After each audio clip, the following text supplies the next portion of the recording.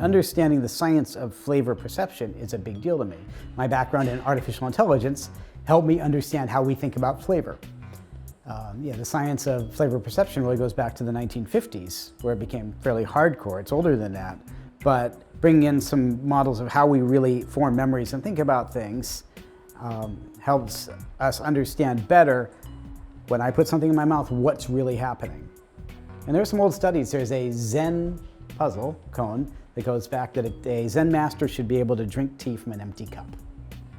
And we do that experiment sometimes with some of my staff. We'll drink a cup of tea, really good tea, and then we'll wait a few minutes, and then we'll clear our mind, and then we'll take that cup empty, and we'll try to re-drink that tea and completely experience the same experience. Because your mind has that. If we're going to look at how we taste something, how we perceive flavor, and there's a reason I use that term, flavor perception, how we perceive flavor, whether it's a wine or chocolate or cheese or anything you eat, it's very different than people think.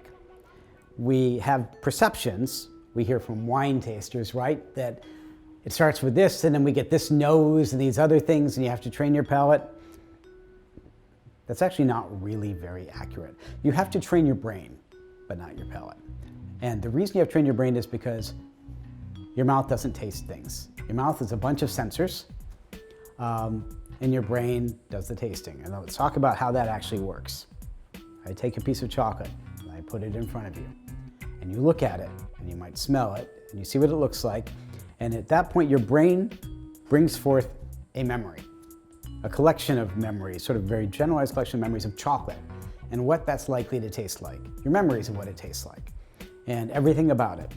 And if, as you're putting that chocolate in your mouth, I hit you on the side of the head and distract you and yell at you, you eat the chocolate, you're chewing that chocolate, and what happens is you're distracted.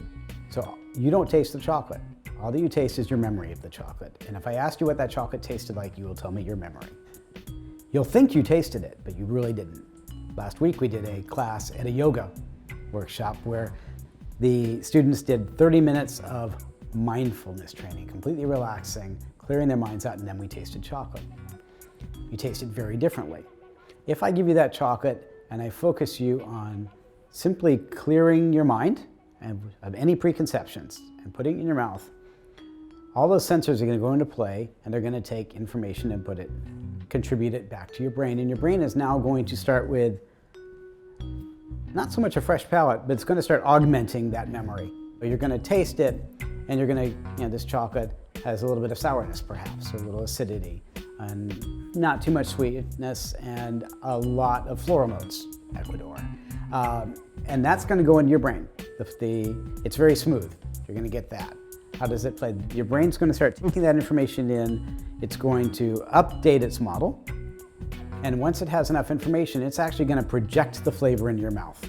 Because what you taste is what we call flavor ventriloquism. It's what your brain says you taste. It's not what's really in your mouth. It's more complicated than that.